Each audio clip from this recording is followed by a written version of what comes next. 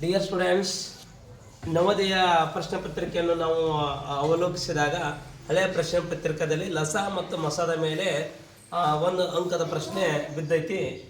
ಲಸ ಮತ್ತು ಮಸ ನಾವು ಏನು ಮಾಡಿರ್ತಾನ, ಲಸ ಕೊಟ್ಟಿರ್ತಾನ ಮತ್ತು ಮಸ ಕೊಟ್ಟಿರ್ತಾನ.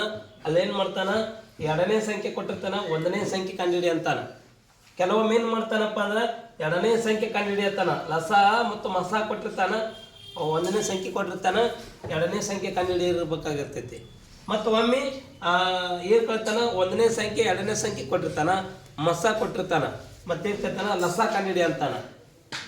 ಕೆಲವೊಮ್ಮೆ ಏನು ಕೇಳ್ಯಾನಪ್ಪ ಅಂದ್ರೆ ಒಂದನೇ ಸಂಖ್ಯೆ ಎರಡನೇ ಸಂಖ್ಯೆ ಮತ್ತು ಲಸ ಕೊಟ್ಟಿರ್ತಾನ, ನಾವು ಮಸ ಕಂಡುಹಿಡಿಬೇಕು. ಈ ರೀತಿಯಾಗಿ ನಮಗೆ ಫಾರ್ಮುಲಾ ಗೊತ್ತಿರಬೇಕು. ಮೊದಲ ಒಂದನೇ ಸಂಖ್ಯೆ ಕಂಡುಹಿಡಿಬೇಕಪ್ಪ ಅಂದ್ರೆ ಲಸ ಇಂಟು ಮಸ ಡಿವೈಡೆಡ್ ಬೈ ಎರಡನೇ ಸಂಖ್ಯೆ. ಎರಡನೇ ಸಂಖ್ಯೆ ಕಂಡುಹಿಡಿಬೇಕಪ್ಪ ಅಂದ್ರೆ ಲಸ ಇಂಟು ಮಸ ಡಿವೈಡೆಡ್ ಬೈ ಒಂದನೇ ಸಂಖ್ಯೆ. ಲಸ ಕಂಡುಹಿಡಿಬೇಕಪ್ಪ ಅಂದ್ರೆ ಒಂದು ಮತ್ತು ಎರಡನೇ ಸಂಖ್ಯೆಯ ಗುಣಲಬ್ಧ ಮತ್ತು ಮಸಾಕ ನಾವು ಭಾಗನೆ ಮಾಡಬೇಕು. ಮಸ ಇದು ಕಟ್ಟು ಒಂದನೇ ಅಂಕೆ ಮತ್ತು ಎರಡನೇ ಅಂಕೆ ಗುಣಾಕಾರ, ಲಸವನ್ನೇ ಮಾಡಬೇಕು, ಭಾಗಿಸ್ಬೇಕು.